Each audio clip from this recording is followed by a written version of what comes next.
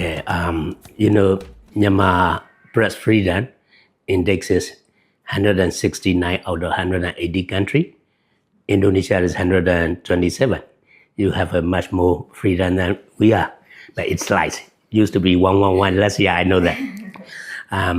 Also, Myanmar is the world's second most journalists in jail after China. So a lot of journalists. So far, we know there are around 40 journalists behind bar. They are in the jail. So press freedom inside, Myanmar army, they don't tolerate different version of truth. Only they are narrated of truth. So most of our journalists, we have to work from exile. We got a one food in, one food out strategy. We are staying in Thailand, India, or Bangladesh, and we chase news and information inside. Then we make the news and information into our satellite TV, radio, and website, sent back to our own country. That's how we operate. So in terms of audience, we attract maybe around 30 million on daily basis as a independent media houses.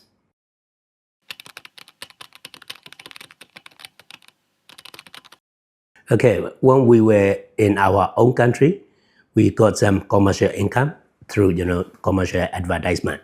Since military coup again, we can no longer enjoy our commercial activities.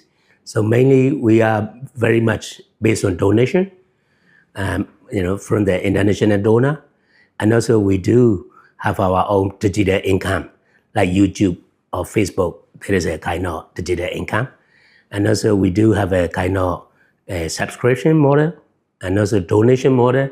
So we do everything we can to survive. We're not different from any media houses.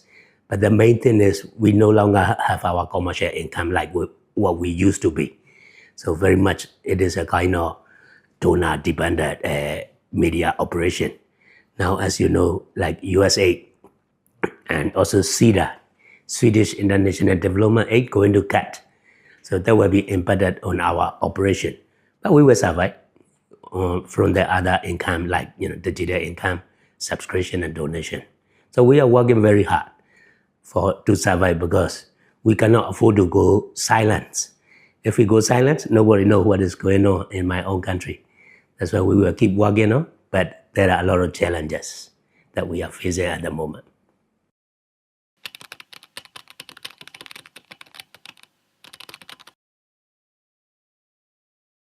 Mainly security.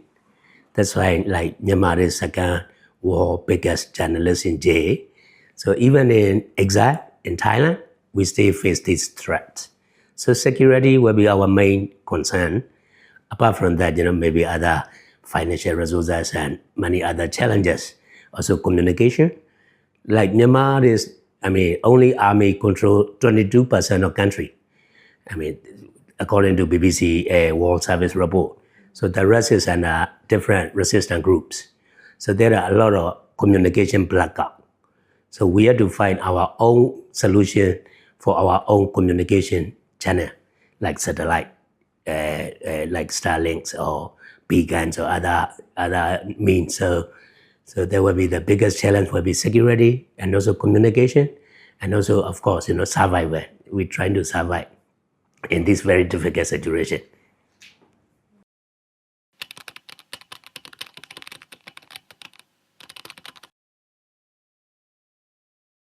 Yeah, that's a good question. We got many challenges, but we have to highlight because we're not in our own country. We are living in our neighboring country.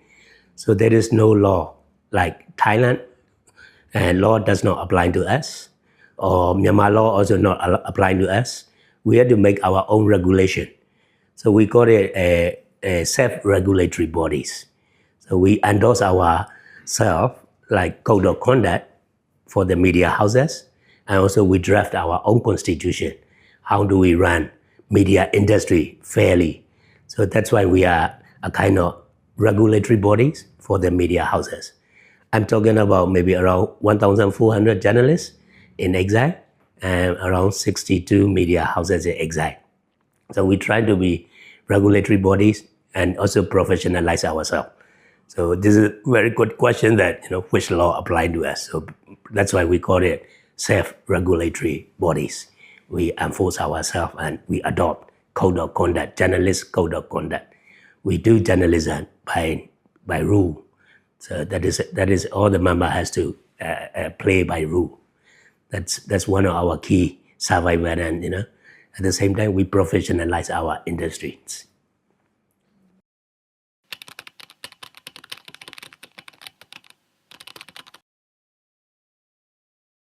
Yeah, we just met this morning with your press council, Indonesian press council here. There was they were very supportive, and also we are thinking of another ASEAN press council mechanism.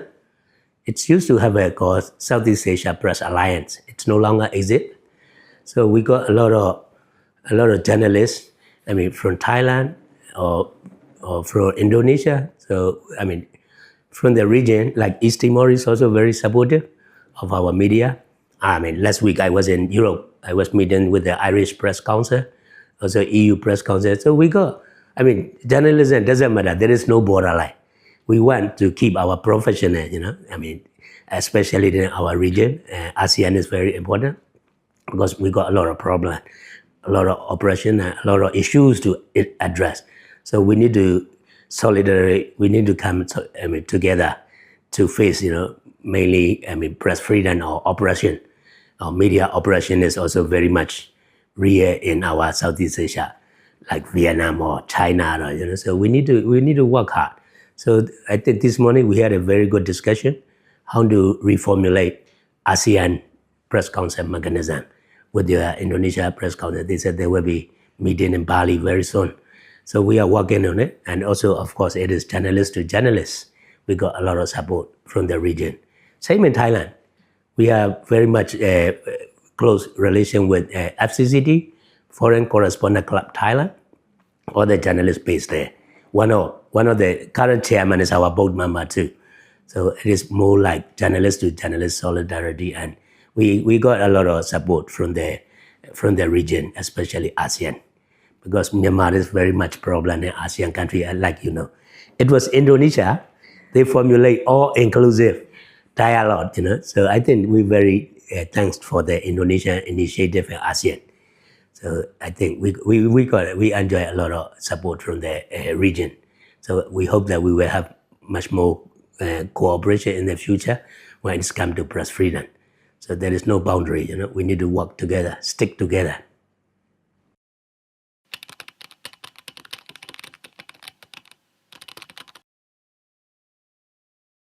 Yeah, access to information is one of the key challenges, especially country like Myanmar, because of big conflict everywhere. Military also, they don't like journalists. I mean, there are a lot of guys with guns. So we don't have a lot of people with camera or phone. So access to information is one of the problems we are facing. So as a press council, we work very hard to allow access, journalist access in the resistance control area. So we need a lot of, because of Myanmar's border with Thailand, India, Bangladesh, Laos, we need a lot of support, from the region. So the access will be very challenging for our region. And at the same time, we need to work together, like ASEAN mechanism or press council will be very good. Probably Indonesia will be one of the forefront in this, ASEAN independent press council gathering.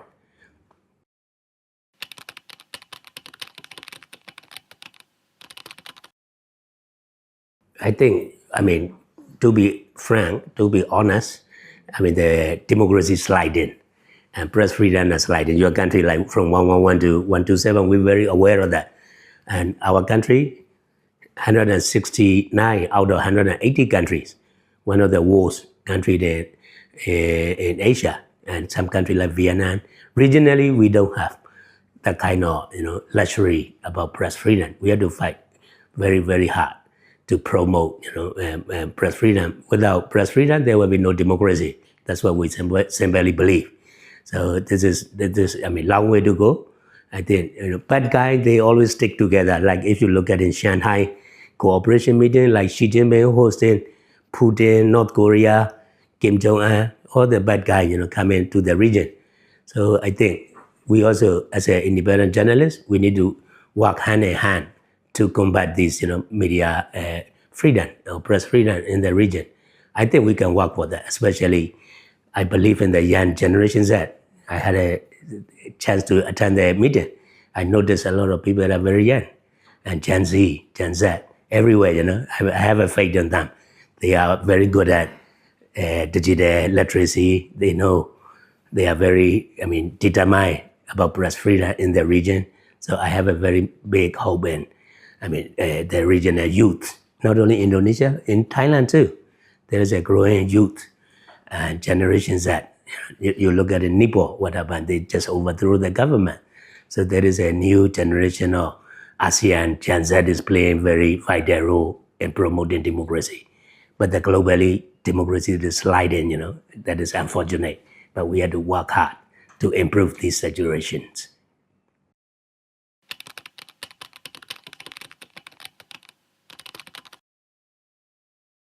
I want to go home. I've been exiled for 37 years. This is my exile version 2.0. My first exile, I was exiled. We operate media exile. I was in Norway. We operate from Norway, and then we got back to our own country. The military came again. So I have my biggest hope. We want to go home, and we want to do our journalist work in our own country. Thank you.